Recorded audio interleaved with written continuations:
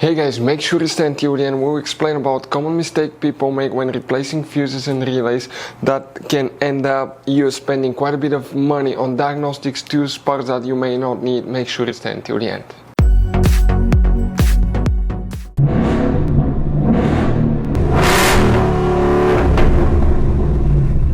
Hey guys, welcome back to Free Car Repair. Thank you guys for watching and subscribing to the channel. Today will be super helpful video to any of you having a Ford Explorer, that generation here from year 2011 to year 2015. If you guys have one of those, if you have a problem where the heater blows cold air, you want to see how to fix it. It could be simple fix, but it could be even something that can destroy your engine. We'll talk about that. We will also put a link in the description of the video below where you can buy cheap parts and tools. That way you do not waste money and time. So let's go ahead and start on it now. So before we start, let us tell you guys a little bit about us. Every single car we get here at the garage, we try to make at least 200 to 300 free repair videos. We take them completely apart. We show you how to fix engines, transmissions, engine lights, transmission lights, fuses, relays. Why we do all that, guys? Because our mission in the shop is to save you as much money as we can. All we need in return, please subscribe to the channel, like the video, that way we can keep making these free videos. By the way, check out our YouTube channels. We have, guys, more than 15,000 free repair videos that can save you thousands of dollars in future repairs. So let's go ahead and start on it now.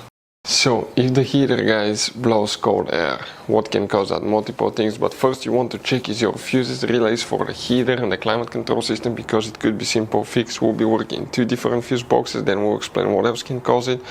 Go ahead and open the driver door in the footwell compartment on the driver's side. Look behind the parking brake panel. And if you look up in the dash on the left side, you have a black cover like this one. These two tabs, you need to press them together, pull the cover out, and you're going to find a fuse box with a layout like this one here. Before we continue, let's explain quickly why it's always a good idea to test fuses and relays. So let me explain why it's super important, guys, to test fuses. Fuses, not often you can see if they're burnt or they're good. Sometimes they may seem perfectly fine, you think it's a good fuse, you put it back in, and you end up spending money and time on parts and problems that do not exist, guys, when all you had to do, test your fuse, find out it's bad, replace it, fix your problem. So we will have a video how to test a fuse, okay, different kinds of fuses, and how to test relays, guys. We're going to put the link in the description of the video below, specifically to that video. Please check it out. So now the heater, guys, what can cause that? Now let's check two fuses here, go to a different fuse box and check a few more. First we need to check fuse number 35 right here, very important fuse. Then you need to check fuse number 46, that one right there. Next you need to open the hood, and when you do that, that's the car battery. On the driver's side here is the main engine fuse box. Press these two tabs here, open the cover, and you're going to find a fuse box with a layout like this one here. Now here, guys, we need to check more fuses. We're talking about fuse 18 right here, very important fuse. Fuse 39 right there. Fuse 62, that's 65, 64, 63, 62 right there. Fuse number 70, that will be 67, 68, 69, 70. You need to check fuse 89, 93, and you need to, guys, check relay 32, 34, and you need to check relay 98. Now, other things that can cause the heater not to work, heater to blow cold air, guys. First, bad thermostat. We see that quite often in the garage. Thermostat that's stuck open, okay, can actually cause the heater to blow cold air.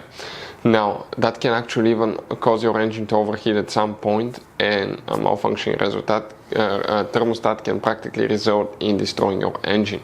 If you want to know what are the symptoms of bad thermostat or symptoms of thermostat stuck open, we have the videos on our YouTube channels that will teach you all about that. Next, guys.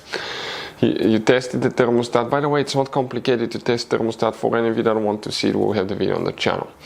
So, thermostat is okay. Next, let the car sit overnight. Make sure the engine is completely cold. Let it sit for one night. Next morning, check the coolant level. If you have low coolant, that can cause the heater not to work, because you may end up having air in the engine.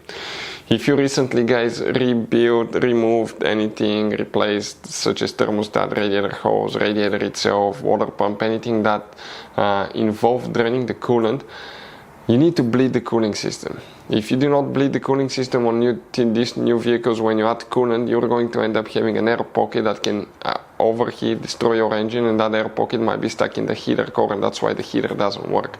So bleed your cooling system, guys. There will be multiple videos on YouTube for your specific vehicles how to do that. Another thing, okay, in some cases, guys, okay, you need to make sure that the heater core is not plugged up. Clogged up heater core will not let hot coolant go through it, and as a result the heater may not work. Another thing that most people never think about, heater may be working perfectly fine, but you have that device. Now, if you have, guys, dual climate control, you have two of these. One on the driver, one on the passenger side. If you have single climate control, you have just one. This is a blend door actuator. It attaches to a flap that regulates from hot to cold behind the dash. It has plastic gears that usually, when they get old, they crack, wear out, skip, or the motor quits working. As a result, the heater may be stuck in cold position. Even though everything works perfectly fine, everything's good, it may blow cold air just because of a bad blend door actuator. For any of you that want to know the symptoms of bad blend door actuator or how to test blend door actuator, we'll have videos on the channels that will teach you guys how to do that step by step. So guys, by the way, you have all kinds of different fuses, relays, circuit breakers, and check under the hood. It's even more complicated, guys. And even you have some special fuses, okay, like this one right here. One time we needed a replacement fuse, we couldn't get one, and we were stuck in the middle of nowhere because of that. We'll recommend to buy some, put them in the glove box for a peace of mind. We'll share the link in the description of the video below for your convenience, where you can get them at a good price, quick shipping. That way you do not waste money and time. Thank you guys for watching, and see you next time.